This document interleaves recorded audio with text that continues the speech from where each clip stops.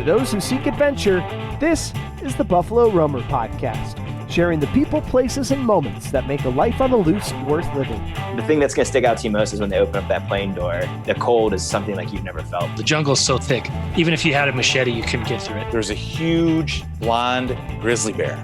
And when it saw us, this thing put its head down, stomped on the ground, and hissed like an alligator. I just crossed this brutal stretch of desert, and I was really suffering. I'm your host, Will Collins. I'm an adventurer, outdoorsman, and roamer of wild places. I've backpacked the Brooks Range, rafted the Grand Canyon, and have canoed from source to sea, both the Mississippi and Yukon rivers. I live for adventure, travel, fresh air, and diving into the unknown. And now, I hope to share my passion with you on the Buffalo Roamer Podcast. All right, here we go, episode 62. Thanks for tuning in yet again. If you're enjoying the podcast, make sure you're subscribed. That way you get the latest episodes right when they are released. Excited today to announce a new partnership for Buffalo Roamer Outdoors, and it's with an organization near and dear to my heart, and that is Camp Manitouish YMCA up in Boulder Junction, Wisconsin. So episode 62 is brought to you by Camp Manitouish, and for over 100 years, they've been developing character and teaching leadership to kids of all ages, and that is certainly true of my experience. It's where it all started for me, my love of the outdoors, passion for camping, canoeing, and adventure. So what exactly is Camp Manitouish? It's a 3-week sleepaway camp for children 5th through 10th grade. They offer wilderness canoe trips as well as archery, riflery, horseback, and more. They also offer wilderness trips for teens. That's going to be 9th through 12th graders, and that's their Outpost program. And wow, what a program that is. As a teenager, I was able to go on a 14-day sea kayaking trip in Georgian Bay, a 30-day canoe trip in Saskatchewan, Canada, and a 45-day backpacking trip in the Brooks Range of Alaska. And those trips cemented my passion for the outdoors and the natural world in ways I'm only still realizing. Just an absolutely amazing program there. Not many places doing things like that, but Camp Manitouish YMCA is. So to find out more, you can check them out at manitouish.org. That's manito-wish.org, or just Google Camp Manitouish YMCA. Make sure you tell them you heard about it here on the Buffalo Roamer Outdoor Podcast. So without further ado, episode 62, it's with Felipe Behrens. Felipe is a sea kayaker, and he's done some awesome trips. He sea kayaked around the Florida Peninsula. That was his first big trip, kind of a circumnavigation of the Florida Peninsula. And then after that, he did do a circumnavigation of the island of Puerto Rico, and also has paddled around Vancouver Island, as well as some other camping and paddling trips. So I really enjoyed talking with Felipe here on episode 62 of Buffalo Roamer Outdoors, brought to you by Camp Manitouish YMCA. Pumped to talk to you today. Sounds like you've done some awesome adventures. Give me a rundown of your adventure kayaking resume, if you will. Yeah, okay. So after I graduated from university, it was 2010. We were in the throes of the big recession, and I was trying to basically find a job. I'm not from the United States, so I had to find a job as quickly as possible so I could stay here in the United States. And I talked to a company I had interned here in Miami back when I was doing my undergraduate. And they called me and said, I called them, and I asked them what they had going on. And then they said, we don't have anything going on, but, we'll hire you. We like you. So I moved down here to Miami. And eventually I was living close to the beach. So I decided to buy a kayak. I bought my first kayak on Craigslist. It was a little 9-foot sit on top. And I just started paddling there close to my house. I'd go around the little islands that they have here in Miami on the weekend or something like that. Getting the hang of it. And then eventually I started thinking, you know what? I think I really like this. Let me look to see what else what other places there are to go kayaking, and what other adventures people have done. And my thought, I looked on the internet to see some of the trips people had done, and I thought, well, you know what? I think I need a bigger kayak than this one. So I bought a skin-on-frame kayak called a Track, And my first big adventure, you could say, was a trip from Miami to Key Largo during Thanksgiving. It was 50 miles over 3 days. I left from close to my house, and then I knew there were some islands along the way that I could camp.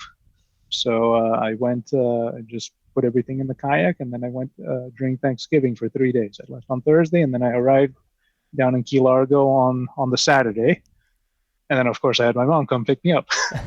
As any good mom would. Yeah, exactly, as any good mom would. That was the first adventure. And then I liked that adventure. And then I thought, you know what, I could probably do something a little bit more ambitious, especially because we got Christmas and New Year's coming up. I'll have some time off of work. So I drove down to Key Largo, and then I did a little loop around Florida Bay. I started and ended in Key Largo and went as far as a place in the Everglades called Flamingo Point. And paddled back to Key Largo. And that was an interesting adventure because I got it was 5 days, and the first thing I learned about it was that you need gloves when you're paddling 8 hours a day because your hands start getting extremely calloused and hurt, and it was I think the main takeaway I got from that. That's funny. Okay, so starting modest beginnings. I started modest beginnings, small adventures, just trying to get a feel for things. But on that adventure, I actually met a person who was also kayaking. He was going on his way to Key West. I think he'd started from Key Largo as well. And he could do a thing that I had never seen somebody do on a kayak, and that was to roll the kayak, do the little Eskimo roll thing. I thought, wow, you know what, that's really cool. You know, I should learn how to do that because if I'm ever paddling somewhere where there are waves and you know I can't get back in the kayak for some reason, I should learn how to do that. So at first, I thought I'd look on YouTube to try to learn how to do it, and quickly realized that it's a lot more difficult than just watching something on YouTube and trying to figure out how to do it. So I went to a few classes to learn how to roll down at a place in Key Largo, and then eventually I kind of got the hang of it. It's not a very intuitive movement when you start learning how to do it, because you have to you have to sort of throw your lower body weight up first and then slide your back on top of the kayak once it's back up. Yeah, it's an odd deal, huh? It's an odd deal to learn how to do it. I've taught a handful of people to roll, and I've always, the two things that I've always done that helped me and have helped me teach people as well is just putting goggles on. You know, if you're learning in a pool or somewhere clear, put goggles on when you flip over, and then because as I'm sure you learned when or found out when you were doing it as well, it's like almost the most disorienting part is just being flipped over in your kayak. You're like, you don't know what's going on. Your heart's racing. You're upside down. And you're getting water up your nose and all that. You're trying to. Yep. So with those goggles, you can just kind of take 10 seconds, relax. You're not going to die in 10 seconds. Figure out what's going on, and then hit your movements. And then I've also seen it done with like a paddle float. Yes, indeed. Once you, in fact, I wish I had a paddle float when I started doing it, because then you could just concentrate on your hip movement rather than thinking about the paddle. Yeah. Yeah, interesting. But yeah, okay. So you're learning to roll. You're learning the basics of these trips, and eventually you work your way up to a couple of the big ones.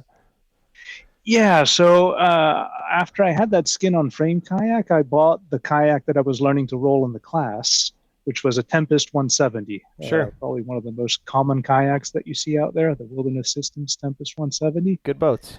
And then on that one, I thought, okay, well, I learned how to roll. Oh, and then after you learn how to roll on one side, then you got to start from scratch to learn it on the other side, where everything is the opposite, which is kind of confusing at first, too. But so I bought the Tempest 170, and then I thought, okay, well, with this kayak, I can do a little bit of a bigger trip. And then what I did was again, about a year went by, and I paddled from my house in Miami all the way to Marco Island on the opposite side of Florida. So it was a trip down to the Florida Bay, to the Flamingo Point where I had been once before, and then up the Everglades up until you get to the first town after you go through the Everglades. So when you leave Flamingo Point, which is the close to the southernmost point there in Florida in the continent, it's about a 3-day trip where you basically don't have access to civilization anymore. Awesome. It's all you're out in the wilderness there, and you're camping, and it's pretty much just you and yourself and what you're bringing with you. So that was a 10-day trip. Okay. And, it was about 300 miles in 10 days. So about 30 miles per day, more or less. Yeah. Awesome. And just from going over your website briefly as well, there was one with Puerto Rico too, right? Yes. So after I did this little Florida trip, I about another year went by, and then I upgraded my kayak to an English brand called Rockpool, and I bought a 3-piece kayak, about an 18-foot kayak, and Cool. it breaks down into 3 pieces. And the reason why I got the 3-piece kayak was because I needed some place to fit it in the living room. The other one was exactly, and this one was a much more expensive kayak, so I didn't want to leave it outside in the sun all day. And it was also new, like I didn't buy it secondhand. But with this kayak, I did my first really big trip, which was a trip around Florida that took me 47 days. Wow. Starting and ending where I live there in Miami. And then after that trip, I did the trip around Puerto Rico. So every trip has been a little bit of a learning progression of trying to build progressively towards a bigger challenge. So, and how many days was the Puerto Rico trip? The Puerto Rico trip was shorter. It was only 25 days in total. But on that trip, I had to paddle out in the open ocean with the bigger waves. Here in Florida, we don't really have very big waves because the continental shelf here is really flat. So even if you paddle 7 miles out into the ocean, it's not until you hit the Gulf Stream at least 10 miles that you start getting waves. But you can paddle out, say, 10 miles out into the ocean, and it will only be 30 feet deep. So here in Florida, we don't really have very big breaking waves, especially here in Miami. So that Florida trip was mostly for me to just learn how to go on an extended kayaking trip to try to basically change the lifestyle for that period of time. And then in the Puerto Rico trip, it was really learning about how to kayak with the ocean swells, especially on the north coast of the island. They get the winds from the Atlantic, and you get some really big waves there. Oh, man, which sounds. At first it was very scary, and I was even debating, it's like, well, do I really want to go or not? But eventually you kind of get used to, okay, well, this is the kind of up and down movement that I go through now on this. And then it just becomes kind of natural. You just got to pay close attention to your landings. You pick the place where you want to land carefully. You look ahead on the map to make sure that you're finding sheltered spots, so you don't have to go into the breakers with a fully loaded kayak. And things worked out pretty well on that trip for me. Wow, amazing. Yeah.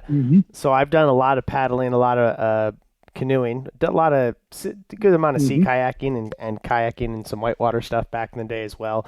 But I don't have too much experience with the oceans, and just thinking about these stories of kayaking in Florida and circumnavigating Puerto Rico, just like, in my little prairie boy mind here, it sounds so lush and tropical, and like just almost like a whole different game. It's almost like rugby versus football or something.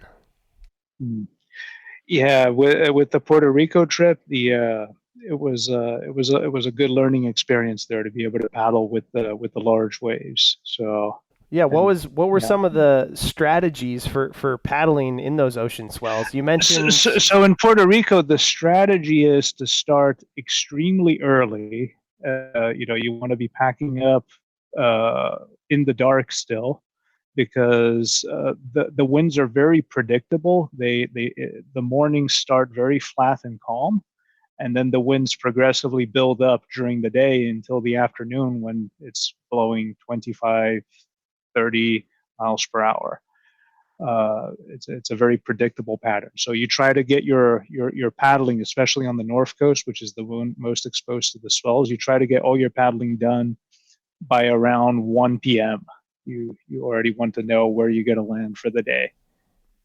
And was the strategy. And you're looking you're studying maps based on the current wind conditions to find specific landing spots that should be sheltered. So what I did was, before the trip, I had I went on Google Earth, and I used my my GPS device to put markers at all of the places where I had a good idea that they would be sheltered. There, you want to try to find a beach that is facing towards the west, so it's got its back to the swell. So when you scoop around, you make a 180 into it, it's going to be fairly sheltered from the waves. So I had all of those marked in my GPS, and then when I was paddling, I knew exactly where I was, and I knew where the next best spot to stop was going to be. That's how I planned everything before, and I made sure that I knew every 10 miles I knew of a place where I could stop if I wanted to. Okay. Yeah, I mean, that was my next question. Obviously, oftentimes, you have all these plans before a trip, but then once you get out there, the prevailing wind isn't going the same direction or whatever it might be. Right. Did you have any tricky landings or any spicy situations learning that ocean, the curve of the swells? The curve of the swells. Well, I think I was actually pretty lucky in terms of the places I picked to land. I talked to some local folks who paddle there, and they told me where the sheltered places were to be able to land. So, and I had pretty good weather in terms of not getting caught in some crazy storm or something like that. So I didn't have an issue there. It almost felt like cheating. I always had the perfect place to land. That's great.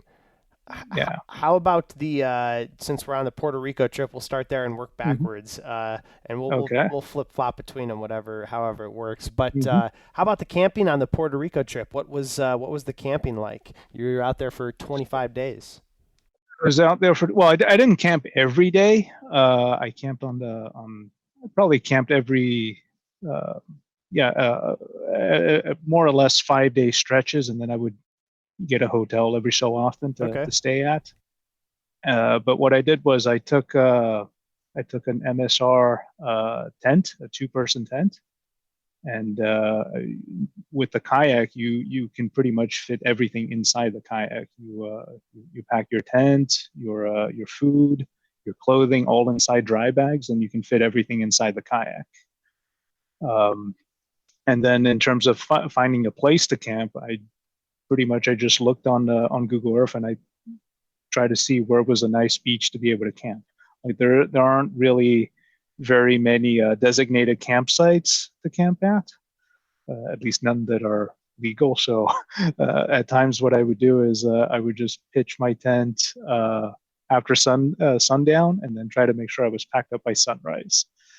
I had an interesting experience on the Florida trip when I was camping. It was, I think, one of the coldest days of the paddle.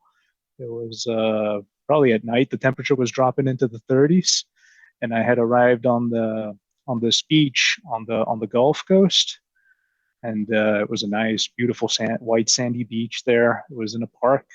And of course, like when I got there, I just went and I pitched the tent, and then the park ranger came up and said, "No, you can't camp here." And I was like, "Are you serious? I mean, it's at night it's going to drop into the 30s. I got nowhere else to go right now. It's getting close to dark." And he said, "Nope, you got to go. I'm sorry." And so then what I did was I kind of just put everything in the kayak, went out into the ocean a little bit, and then I just waited for him to leave the park until it was actually dark, and then came back and pitched my tent again, and then made sure that I was gone the next day before anybody showed up. That's funny. It's like, yeah. It's like, I'm not degrees Fahrenheit, and here in Florida we don't really have clothing for like we don't paddle with a dry suit or something like that. Yeah. I had a wetsuit, and and that day I was really cold. If it gets down into the 30s down there, all you paddlers are like the iguanas, start falling off onto the shore. We start falling off. Yeah. Oh, that's neat, man. That's awesome. What are some of the natural highlights or like nature, in any nature forward stories or cool encounters from either of those trips that come to mind? Yeah, on the Puerto Rico trip, something really strange happened. I was paddling along the south coast there. It was early morning, and something grabbed the back of the kayak. I don't know what it was, but it gave me a good jolt. Wow. And then let go. Yeah, at first I thought that the hinges on my kayak were coming apart because it's a 3-piece kayak and it's got hinges to hold everything together. And I thought, oh my God, the hinges are coming apart. But then I looked back, I was like, oh, okay, everything is still there. What the heck just happened? And so something grabbed onto the rudder. I don't know what it was. There were a few scratches on the rudder, but I couldn't tell if they were teeth marks or if I had scraped on something, because the day before I had scraped on some rocks, and I thought, well, okay, maybe those were the scrapes of the rocks, or it was something that bit on the rudder. I don't know. So that was a little bit scary. Any theory as to what it is? I don't know. The water was really murky, so it would have had to be maybe a shark or something like that. But it's unnatural for the sharks to attack a kayak, because here in Florida, it's you always know they're out there, and I've never had anything happen to me on the kayak. Sure. Wild. Yeah, it was wild. And I know that here in Florida, people think of there might be alligators or pythons or any of that kind of stuff. Those are fairly rare for you to see them while you're out paddling. You're more likely to run into manatees or dolphins and that kind of stuff. It sounds awesome. It seems like the manatees are a common thing down there, but it sounds awesome to me to be paddling with manatees and dolphins. Like, that sounds amazing. Mm-hmm. Did you run into some dolphins? Yeah, I saw several dolphins there on the trip. Yeah, I saw some when I was close to the Cedar Key area there. There was a pod of dolphins that was keeping up with me for a little while. Saw some manatees when I was out in Florida Bay. You see a lot of manatees. The place where you see the most amount of manatees is actually in the winter next to the nuclear power plant that they have here in South Florida, because there's a cooling pond there where the water from the reactors has to cool the ambient temperature before it gets released. So in the winter, that water's a good deal warmer, and the manatees go out to hang out there. Go figure. Mm-hmm. How about the Florida trip? 47 days around Florida. What was your camping like there, and how did you plan that out? I'm sure there's lots of campgrounds and stuff throughout and public land throughout the ways, but also I have to imagine a lot of that stuff is, homes and I'm thinking of hotels on the beach. There are several campgrounds that you can find on Google Earth or Google Maps. And then obviously there's other places where there just aren't. There's just the beach, and you camp on the beach and you hope everything's going to be okay. No one's going to come bother you. It's more or less how it goes. I had, in terms of bad experience, that was the only, was the one on the Gulf Coast there where I was told I had to leave. That was the only one that was bad. Everything else had no problems at all. That's good. Yeah. How about, did you have a favorite campsite from either of the trips? A favorite campsite. It difficult to say. I camped in somebody's backyard who let me stay there when I was when you kayak around Florida. There's a part that you have to portage the kayak across a section.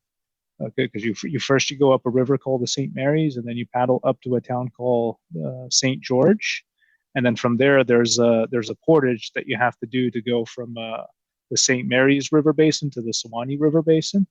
Most people camp on this little town called St. George, so I camped there on somebody's backyard. They said, "Oh, you're not the first one to." That's funny. To come through this route here. So yeah, when there's a yearly race called the Florida Challenge where people paddle around the state of Florida, and apparently the town there of St. George is a stopping point for a lot of the people that paddle around Florida. So interesting. Yeah. What how long does that paddle usually take people? So that paddle, I haven't done it. There is a book of a guy who's done it. I forget his name, but the book is called I think it's called Without a Paddle, and that paddle around Florida starts and ends in Tampa, and it's a race. It's not just a leisurely paddle. People are doing it to win it, and the challenge is that you got to complete the paddle in 30 days. So it's 1,200 miles in 30 days. Oh, so wow. I figured it would be something 40... like a week or two or something. No, it's still a long time. Yeah. 1,200 miles in 30 days. It's 40 miles per day, rain or shine. And people, they start in Tampa and they race around Florida. So what was your draw to doing the Florida trip first? Why do that trip? And so the primary reason why I did the Florida trip first is because, well, I live in Florida, so that was the easiest thing to do. It was right here, and I figured that based on where my skills were at the time, I thought that this would probably be enough of a challenge that I could improve my skills to see if I could do it, because along the Atlantic coast, if the weather is fine, you can paddle out in the ocean, no problem. And then if the weather is bad, you can just simply jump into the intracoastal waterway. There's a series of barrier islands that run from Florida all the way to New York.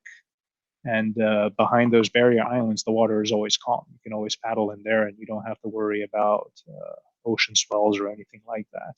So I handled it more or less like that. If the weather was bad, I'd paddle on the inside. If the weather was good, I'd paddle on the outside. And then, of course, just the sheer distance there was a challenge to be able to do it. And how about the style and that you did it? Did you how often were you resupplying, and were you gunning and running for miles? Were you leisurely? What was your overall sentiment? I was for me it was a leisurely trip. I mean, I do this on my vacation time from work, and for the Florida trip I had accumulated, I think it was like 2 years worth of vacation to do it. And I did it over the Christmas and New Year's so that I could string on a few holidays along with the vacation time. Sure. So I knew I had 47 days to do it. So I tried to fit the trip within that time frame. Great. Well, that's a good reason to make it a 47 days, right? Right. Exactly. I use up all the vacation.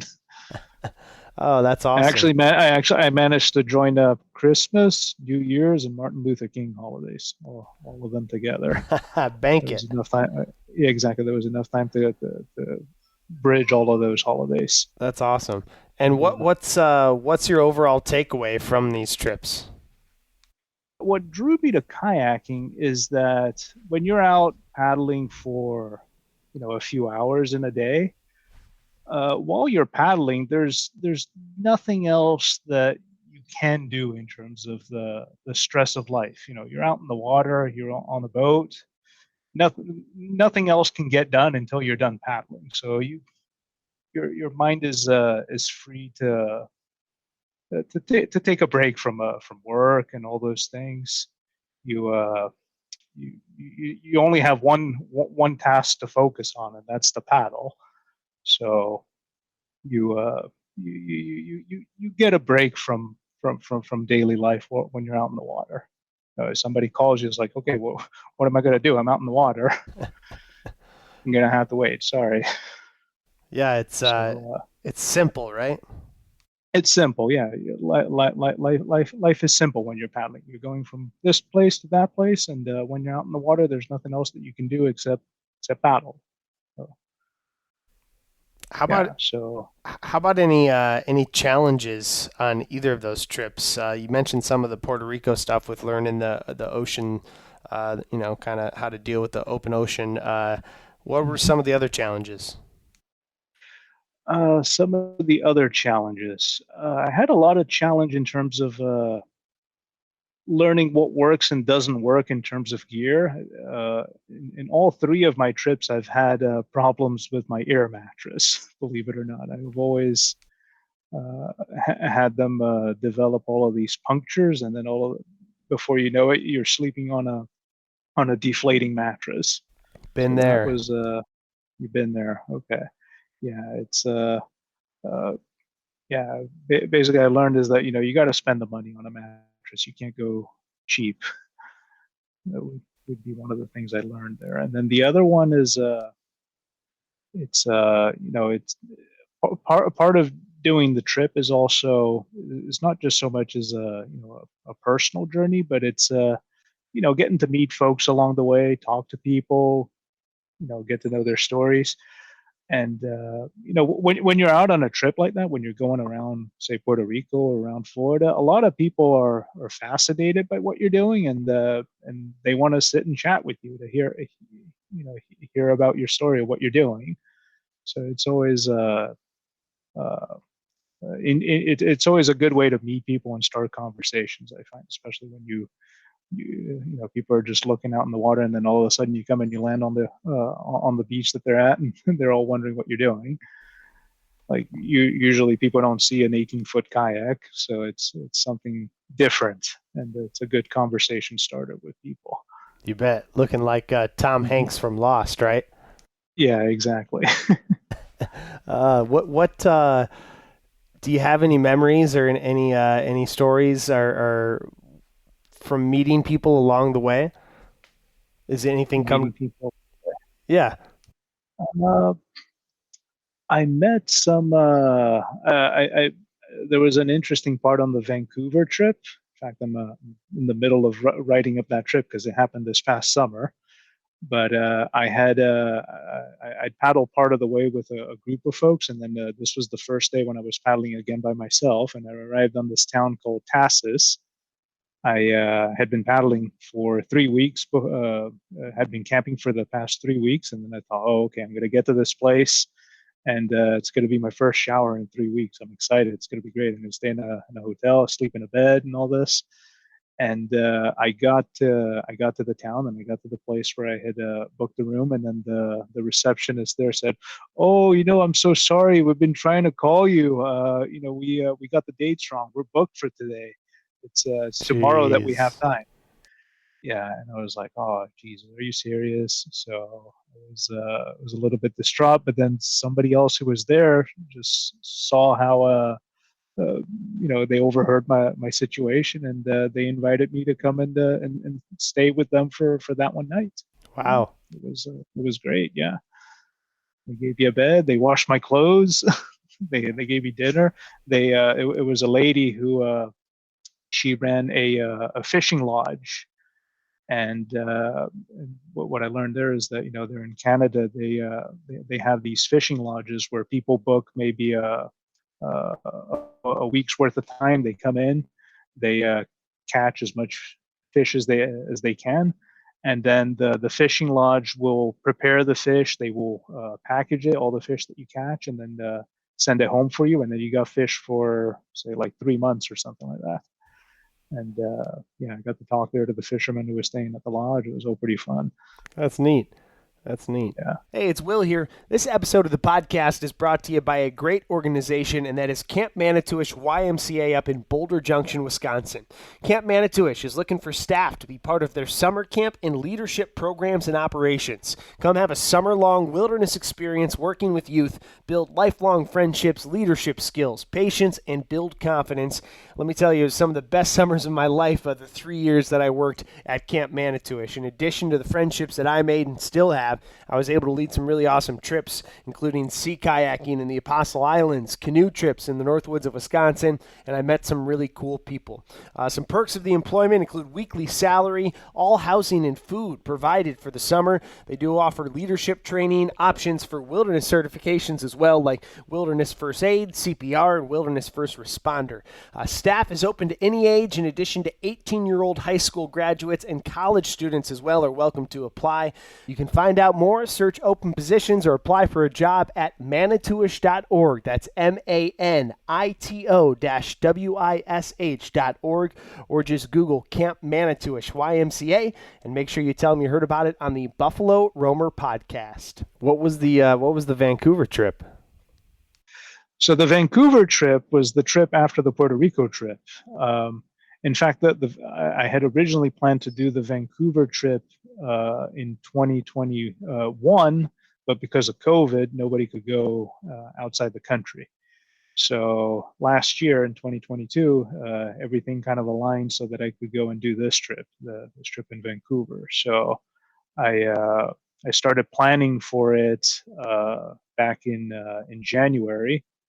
I notified the folks that I work with that I was going to take another big block of vacation, plus I was going to need maybe 3 weeks of unpaid leave from work to be able to do this trip.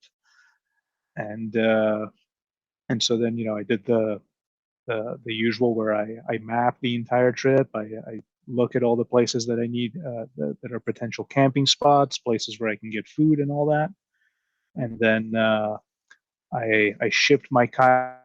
So you were, I got to the part where you were shipping your kayak to Washington, I suppose. Exactly. Yeah, exactly. I shipped it to Seattle in Washington State. I found a trucking company to be able to ship the kayak, and basically, that's a long haul from Florida to Washington. It's a long haul, yeah, and I could only do it because it was a 3-piece kayak, so I could package it up fairly neatly into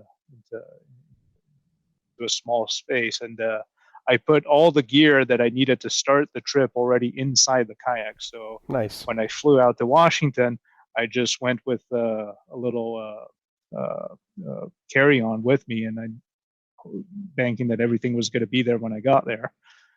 And basically, I arrived in Seattle. Went to this guy that I had shipped the kayak to, met with him, picked up my kayak, and then got on the closest boat ramp and then started paddling. That's neat. And what was it was an expedition in the box. And what was the trip as far as like the distance and the route? So the distance was just over 1,000 miles that I got to do on this trip. Okay. I went around Vancouver Island counterclockwise. So I started on the inside along the Puget Sound, went up the Georgia Strait, the Juan de Fuca Strait, and then through the Johnstone Strait on the northern part of Vancouver Island, and then around Cape Scott. And then along the Pacific Ocean back to Seattle then. Amazing. And how many days was that one? That one was 57 days. And, wow. Yeah. And is that the longest one you've done?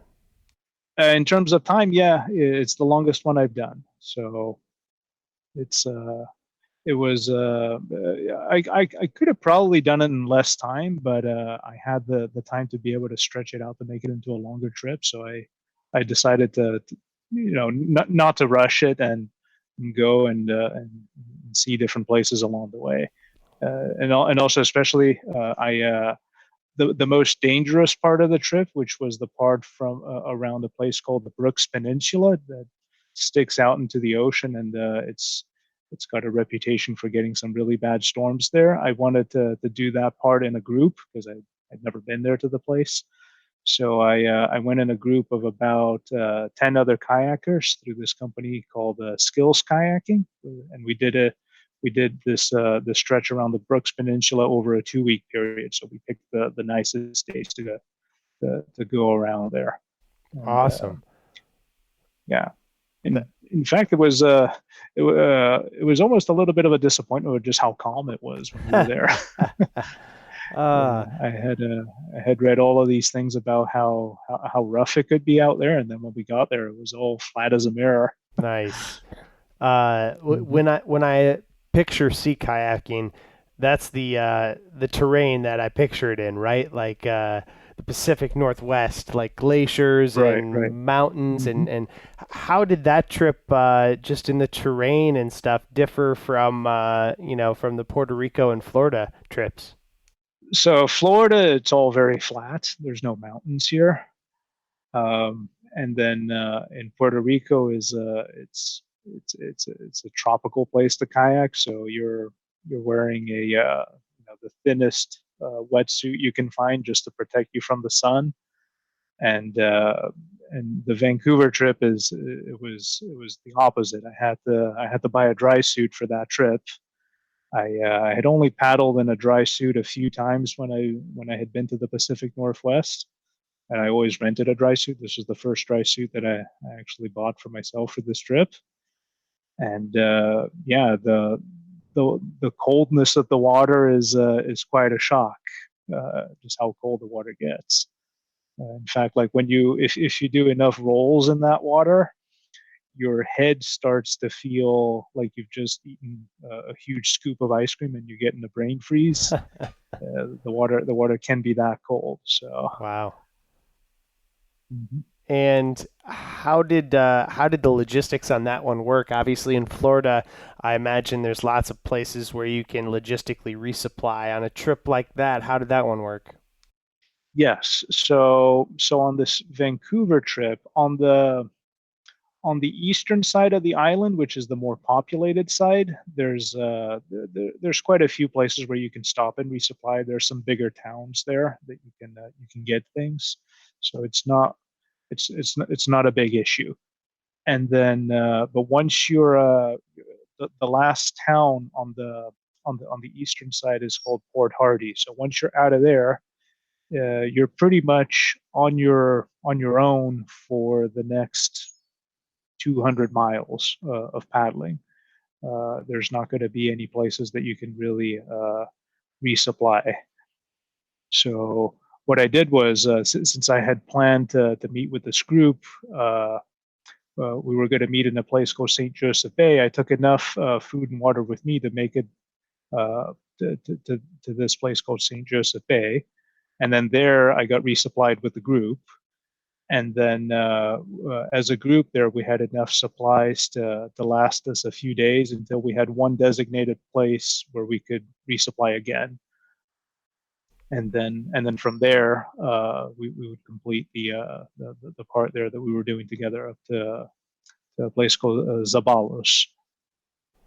Awesome. Yeah. And yeah. And though in that stretch, if I had been doing it by myself, there would have been another spot called Port Alice inside one of the sounds where I would have had to.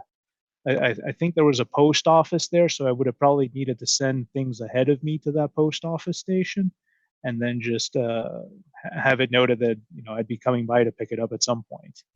That would have been the way to do it. Yeah, at least for food. I've done that. I've done that a few times on some of the trips I've done, mm-hmm. and it's always a little nerve-wracking showing up. Like, I hope it's here. I hope it's there. Yeah. It's always worked for me though. So, mm-hmm. That trip sounds awesome as well. In particular for like the sea life. It's. Yeah, there's a lot of sea life up in the Pacific Northwest. And I think I got to see lots of humpback whales, sea lions, seals, all kinds of things. The one thing I did not see on that trip were orcas, but I was told though that when I was doing some practice rolls on this bay near this town called Port McNeil, I wanted to practice rolling the kayak with the dry suit with everything in it before I got on the Pacific Ocean side. Somebody told me, like when I came back on the shore, there was a guy who was watching me roll, and he said, "Did you see the orca?" And I was like, "No, I didn't." It was like, "Oh, he was looking at you, trying to wonder what you were." Like, "No, I did not see it." Wow. That's Yeah. wild. So, yeah, the orcas are, they eat seals and sea lions. So maybe one of them was wondering what the heck I was there, just rolling, splashing, making all this noise. But I did not see it. Crazy. It's What was it like paddling yeah. with the, you said the humpback whales? I mean, that has to Yeah, be there just was. kind of intimidating I knowing came they're there. across humpback whales in two different occasions. One of them was I was in I was on the Johnstone Strait. I got to see some humpback whales there, and then another time near a place called close to Tofino, where they have some hot springs. And I guess that some of the warm water from the hot springs was make its way into the ocean, so the water there is a little bit warmer than average. And there, I think I saw something like 6 humpback whales. Wow. Yeah. How close are you? Are you ever like intimidated that they might get too close to your little kayak? You try to keep a healthy distance away from them, just because you don't want to disturb them or anything like that. You never know how an animal the size of a bus is going to react to you. If they decide they don't like you, you're pretty much at their mercy. I mean, I don't know if most of your viewers have ever seen an orca in either in the wild or in captivity, but it's an animal that's the size of an elephant. It's gigantic, and not only is it the size of an elephant, it's as agile as a leopard in the water. I mean, there's no equivalent to an animal like that on land. I mean, you'd have to meet a Tyrannosaurus or something like that to find something that is that big and that agile. Uh, and yeah, you're pretty much you want to be careful when you're in their domain. You don't want to I get too close. I can imagine. Talk about a fish out of water, right? Yeah, exactly. How about any land mammals? I imagine they have grizz Land and mammals, yes. They don't have grizzly bears in Vancouver Island. At least not no grizzly bears that live there all the time, from what I've heard. But they do have a lot of black bears, and in fact, I did run into a black bear when I was in Cape Scott. Cape Scott is the very end of on the northern end of Vancouver Island, and there's a lighthouse there. And I had stopped on a beach where I was going to camp for the day, and I wanted to hike up to the lighthouse to see if I could see the Cape, to kind of get an idea of where I was going to be paddling there to see what the conditions might be like.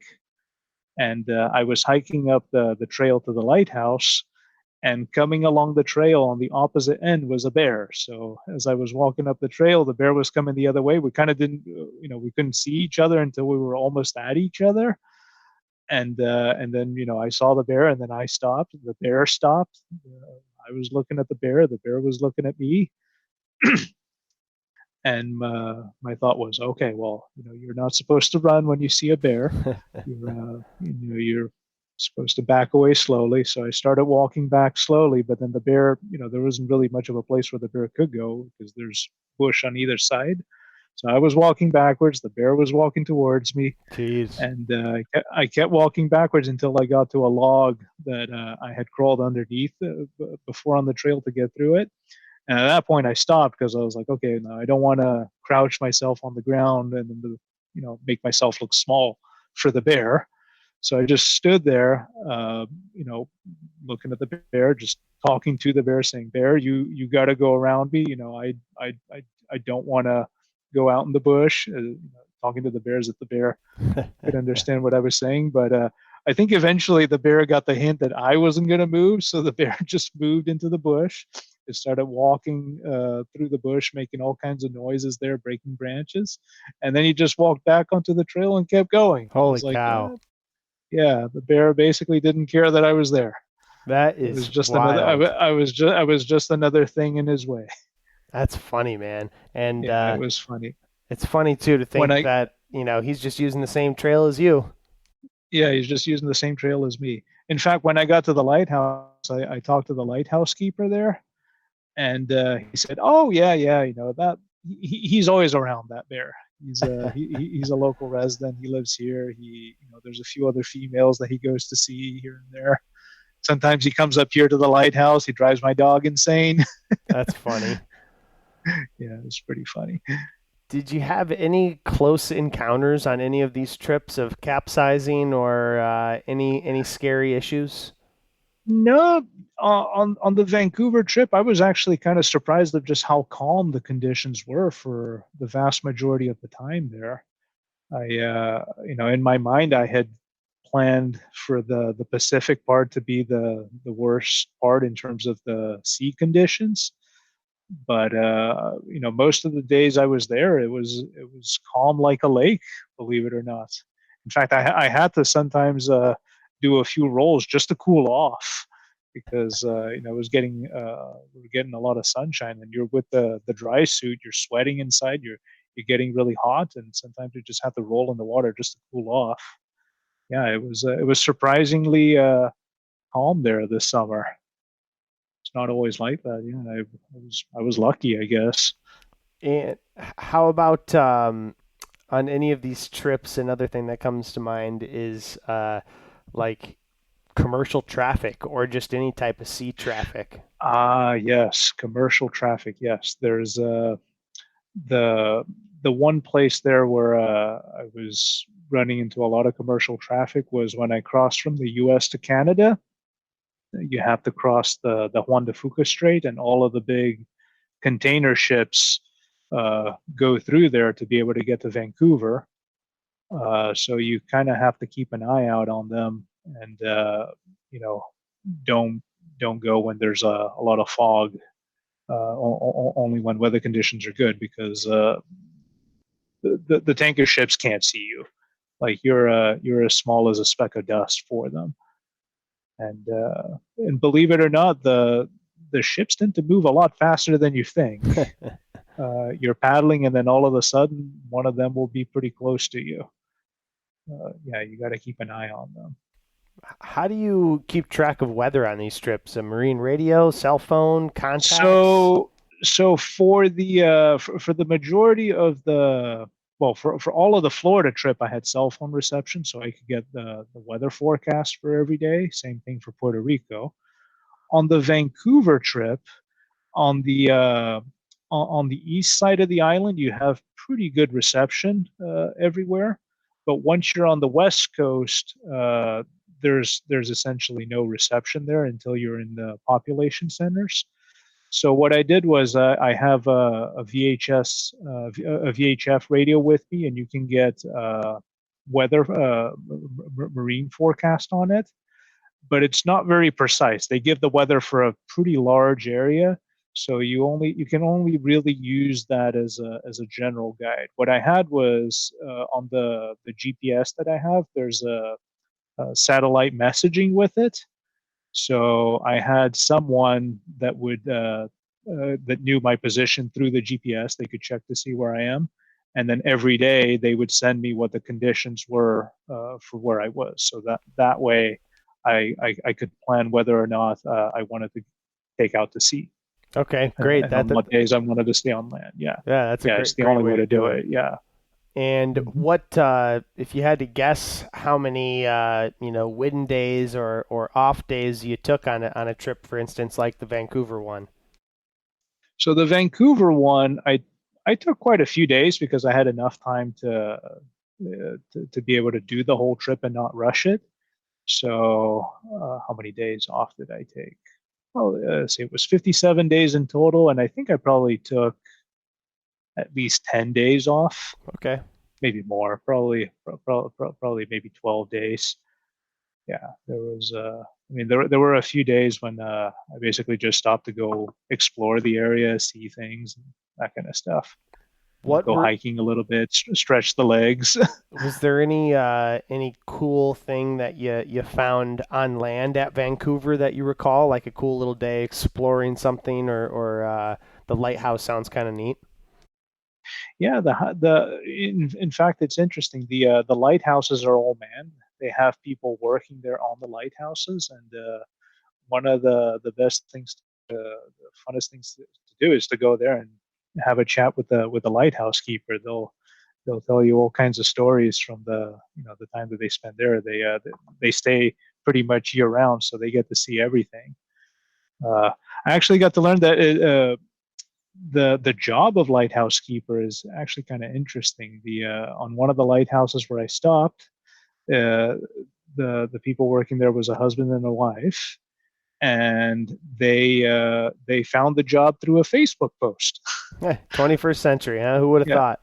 Exactly. Yeah, very 21st century. Yeah, they found the job through a Facebook advertisement for the job.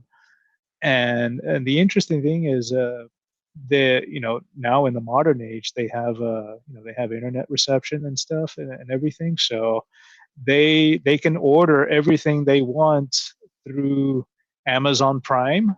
Apparently Amazon Prime has some kind of a deal with the Canadian government, and they receive everything they order through Amazon Prime every 2 weeks. They can order anything they want, and it gets to them. That's hilarious. It's not quite the one day shipping you're used to in Miami, but it's not quite 1 day shipping, but it's pretty good. Yeah, you can be out in the middle of nowhere, and then every 2 weeks the stuff you order on Amazon arrives for you. That is pretty good. Mm-hmm. Huh, yeah. That's neat. It's I even thought, this is actually quite a nice retirement job, because you have the house provided for you, where you're living, and you get a few weeks off for the year that you can then go travel. But while you're there, your utility bills are paid for. You're not paying for a place to live, so you're there, and it's quite nice. You're in a beautiful area. You get to see the places. It's quite nice. Doesn't sound too bad if you like a little solitude, right? Exactly. It doesn't seem so bad if you like some solitude. The only thing you got to do is I think they said like every 6 hours you got to report the weather, take measurements, and that kind of stuff. So that must mess a little bit with your sleeping patterns, because you got to be every 6 hours on the dot to be able to. Yeah, you got to be up every so often there to take weather measurements. But other than that, it's a nice job. Do you have I was even thinking like. Oh, go for it. You were thinking maybe you. Yeah, I was gonna say is like I might like that job once. If I ever wanted to retire, that might be an interesting job to do. Is be a lighthouse keeper. Yeah, it'd be different. That's for sure. Mm-hmm. Do you have a favorite section? If you had to pick a section of these trips between Puerto Rico, the trip around Florida, and Vancouver Island, if you could go back and do one 5 to 10 day section. Well, one 5 to 10 day section. I would say probably the section that I did from. Well, there was one day in Puerto Rico that I really enjoyed. It was actually the very last day. I was going for the last bit of the North Coast back to San Juan, and the conditions were just ideal. I had a 20-mile-per-hour wind in my back, and I have a small sail on my kayak to be able to pick up speed when I have good wind conditions. So I put up the sail on that day, and I was, the wind was exactly aligned in the direction I was going, and I was up with the sail. So I was just riding from swell to swell, surfing down the face of the swell with the sail. And I think I did those 30 miles, and I think I probably averaged something like 5.5 to 6 miles per hour on that day. It was very exhilarating to do on that day like that. I had a few other days like that as well on the Florida trip, where I had a nice tailwind. I just put up the sail, and then you can just cruise and ride the swells. Those are always very nice conditions to do. Yeah, it sounds like it Mm-hmm. sounds thrilling too. Like you said, kind of surfing the swells a little bit as you go. Mm-hmm. Yeah, Great. yeah. Eh, Those are definitely the best days. Awesome. And how about the Vancouver trip in particular? Is there any section or what were what is there a part or a highlight that that when you're thinking longing when you're sitting in your office tapping away on the keyboard and you're thinking about your Vancouver trip, what is it that comes to mind for you? Yeah, it's interesting because while you're at the trip, you don't really think about it. It's only when you come back and then you start writing and then you start remembering the things you did on the day that you think, oh, you know what, that was some very good time. And I would say probably one of the times there that I remember was when I arrived at this lighthouse in a place called Friendly Cove, where I got to sit there and chat with the lighthouse keeper for a couple of hours, It's a and good you name. get yeah, it's called Friendly Cove because Captain Cook had landed there, and he had a good relation there with the with the tribe, so they were friendly with him, so it's called Friendly Cove. That's Is funny. the name for it. But the view there from the lighthouse when you look out to the sound is just it's just an amazing view there because you can see the mountains with snow out in the back, and the fjords there just stretch out like little fingers everywhere just into the land. So yeah, it's a really pretty area there to just sit and appreciate the scenery. Sounds spectacular. Mm-hmm. So what's next for Felipe? I imagine you're stacking Oh, up that vacation time, right? yeah. So what's next? Well, what's next is I got some planning to do because I want to do a 6 month trip at some point. So I got a plan to see how it would work over here at work, so I could take the time off to go do it. And my plan would be to maybe go around the UK and Ireland over a 6 month trip. That would be Wow. the goal, and I would want to do that in 2024 because I turned 40. Wow. So That's it's that would be the idea. that sounds like you're getting back into the open ocean Puerto Rico style, but cold.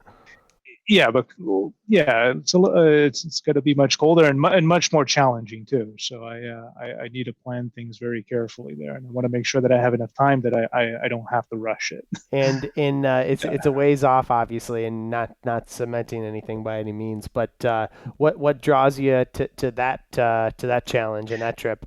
So a lot of there's quite a few people that have paddled around the UK and Ireland. It's something that's very doable uh, with the right kind of kayak. In fact, it's been done with the kayak that I own, the Rockpole Terran 18.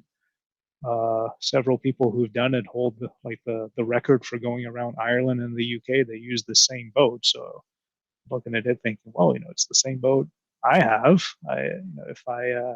If I train and I develop the skills, I should be able to do it too. Sure. So that's going to be the plan of what I want to do in the future. But I want to try. I'm gonna plan it throughout this year now in 2023, so I can be ready to do it in 2024. Awesome, And man. Well, I probably want to, I'm going to try to develop some contacts there in the UK so that I know people who I can try and rely on. I'm probably going to go to a symposium there in the UK to try to make some local contacts there with people. So people who can give me tips and uh, uh, so some good advice on how to do it. So wow. it's something that's going to require a lot of planning, but we'll see. Sounds amazing. That's half the fun, right? Mm-hmm. Yeah, we can all dream. Exactly. Well, Felipe, Mm-hmm. man, I we'll wind it down. I really appreciate your time and Mm-hmm. sharing a bit of your story. Is there anything else you want to leave us with? Um, Let me think. Well, I would say is if you're listening now and you're somebody who, you dream of doing something, going to someplace, going on an adventure, is there's only one way it happens, is you gotta get up and do it. You take it a day at a time, and go for it. It doesn't happen if you don't uh, get up and try and do it. So Absolutely. Amen. Cheers to Mhm. that. And also, Mhm. tell me about your website. It's aroundmykayak.com, around on my kayak. It's called aroundonmykayak.com. Yes, so I've been posting my travel logs there. I started a blog where I do some gear review for the things that I've used on the trips, and then I have there the Florida trip and the Puerto Rico trip. I got every day of the journey there outlined with what happened, and I'm in the middle currently of writing up the trip around Vancouver. So I'll probably be done with those posts sometime in the next few months. But it's all up there on the website, and so then if anybody wants to go there and read what I hope is an interesting story with some cool adventures, please do, and you guys can give me feedback. I'd love to have that. Great. Sounds wonderful. And Mhm. I imagine your contacts on that website, email and such. Yes, my contacts are all there on the website. Anybody who wants to reach out to me, ask questions, swap stories, please do, or ask for advice on anything. If I can help you guys out plan for your next adventure, I would be happy to. Awesome. Felipe, well, thanks for the time, Mhm. and best of luck planning for 2024. Sounds like you'll have your hands full. Yeah, thank you so much, Will. Yeah, it was a pleasure talking to you. And there you have it. That is episode 62 of Buffalo Roamer Outdoors with Felipe Behrens. It's brought to you by Camp Manitouish YMCA in Boulder Junction, Wisconsin. Thank you for tuning in. Don't forget to subscribe if you're enjoying the podcast. That helps out Buffalo Roamer Outdoors, helps me out, helps the show grow. You can also check out buffaloroamer.com. I have all kinds of trip reports, trip diaries, or journal entries from some of the big expeditions I've done. I have fishing trip stuff up there. I got cool photos and all kinds of other stuff, as well as all of the podcast episodes at buffaloroamer.com. All right, take it easy. Enjoy the day. Enjoy the night, wherever you may be listening. Go get outside and get some fresh air.